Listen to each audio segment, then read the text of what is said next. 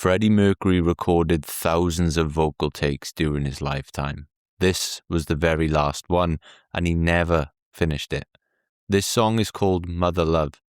If you've heard it before, there's a moment towards the end where something strange happens. Freddie disappears from the song and Brian May takes over the vocal. For years I assumed this was simply how the song had been arranged. Then I found out why. And after reading Brian's account of those final recording sessions, I went back and listened again. The change of voice suddenly meant something. But there was another part of Brian's story that stayed with me even longer.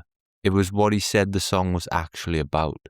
By 1991, Freddie was seriously ill. Queen had been recording in mountain studios in Montreux, Switzerland, and Freddie's approach seems to have been fairly simple. When he felt well enough to work, he worked. Brian later remembered Freddie brushing aside conversations about his illness and essentially saying, "We'll get on and do some music." Brian described those periods in Montreux as little windows of opportunity. Freddie would have moments where he felt strong enough to record. He'd have a couple of vodkas, prop himself up at the desk and sing. And according to Brian, he went for it harder than ever. Queen's engineer Justin Shirley Smith remembers the same determination in Freddie. He said that Freddie was struggling physically by this point and would conserve his energy so he could put as much power as possible into his voice. But Justin also makes an important point about the atmosphere in the studio. He doesn't remember these sessions as miserable or sad. Freddie wanted everyone concentrating on the music, and so that's what they did. And somewhere in those sessions, Freddie and Brian began working on Mother Love. The song came together in a pretty unusual way. Brian has given a wonderfully detailed account of it. He and Freddie were effectively writing and recording at the same time. Brian would write on scraps of paper, he'd come up with a verse, demo it for Freddie. Freddie would record it. Brian remembers Freddie doing 4 takes of each line. Then they'd write some more, then another 4 takes. But Freddie kept pushing him. At one point, Brian remembers Freddie asking for another vodka and saying, "Write me more, give me more lyrics, more. I want to do this. And then you can finish it off when I'm gone." That sentence hits me like a ton of bricks. Freddie knew exactly what was happening. Brian knew it too. And somehow they're sitting together writing a Queen song, 1 verse at a time. Eventually they reached the middle 8th of the song. Brian thought they had it. Freddie wanted more. Brian remembers him saying, "It's not enough. We need to go higher. More. I love that detail. His body was giving him less and less to work with. And Freddie was still sitting there telling Brian May, higher. Still pushing the song, still pushing his voice, still asking for another line, another take, more. There's something wonderfully recognizable about Freddie in that. Right near the end, the ambition was still there, hot as ever. Somewhere in the middle of all this, Brian and Freddie had talked about the idea behind the song. And this is the part that completely changed this song for me. The title Mother Love gives you some idea of where they're going with it.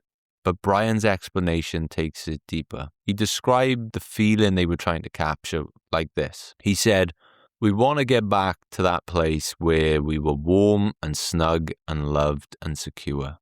Being looked after, being warm, being loved without having to earn it."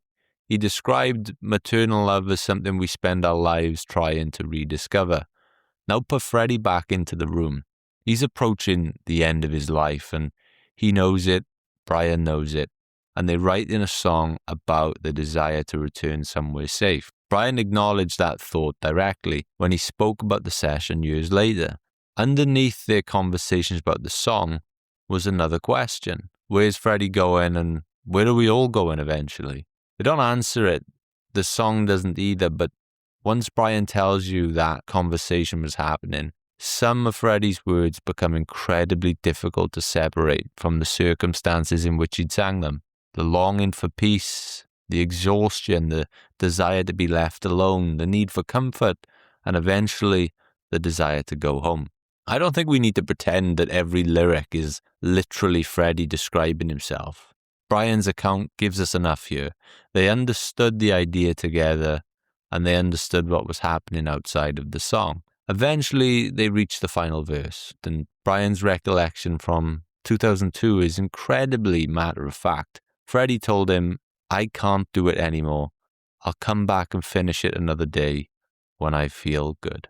He left the studio and he never came back to finish it. Brian identifies Mother Love as the final thing Freddie ever sang, and Justin Shirley Smith later confirmed from the surviving tape boxes that the recording took place between May 13th and 16th, 1991. And now we can go back to the record. Freddie sings the first verse, the second, the song keeps moving. Then we reach the verse he never had the chance to record. And the voice changes. Brian May finishes it. Before learning this story, I barely thought about this transition. Now it's the moment I wait for when I listen to the song, because we've heard Brian explain exactly how they were working. He would write something, he'd demo it, Freddie would sing, they'd move on. Brian, Freddie, that was the process until it wasn't. On the final verse, we only get Brian. The next step never happened, and you can hear that absence on the finished record. You can actually hear the missing section. Freddie was supposed to come back, but he didn't. Once you know he never did, Brian's entrance into this song feels almost painfully exposed. His voice marks the point where plan ran out. There's one final detail. After Brian finishes the verse, the ending becomes a collage. Fragments of Queen's past appear, and eventually we hear a completely different Freddie Mercury. Young, decades younger than the man we've just been listening to. It's an excerpt from Going Back, recorded by Freddie in 1972 under the name Larry Lorette.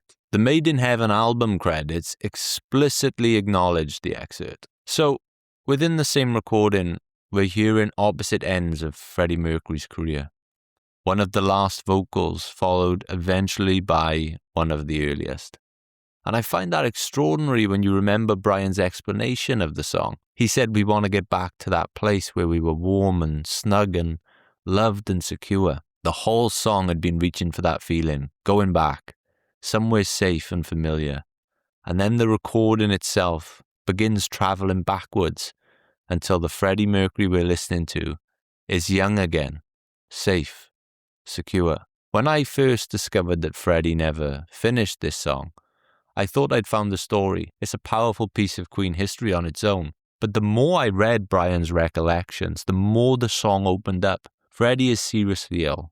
Brian is beside him, scribbling lyrics on the scraps of paper. Freddie keeps asking him for more. They talk about that almost childlike desire to feel completely safe again. They understand where Freddie is heading, and still he wants to go higher, harder, one more line, one more take, until eventually he reaches the point he has to stop. He tells Brian he'll come back, but he never does. So Brian finishes the verse.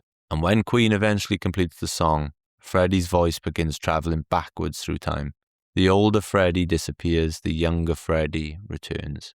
And somewhere inside all of that is the idea Brian and Freddie had been talking about from the beginning. The desire to go back somewhere warm, secure.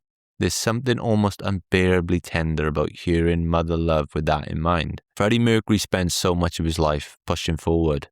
Bigger stages, bigger songs, higher notes. And one of the final songs he ever recorded looks back. I've been Lewis, and thank you so much for joining me for this second listen of Queen.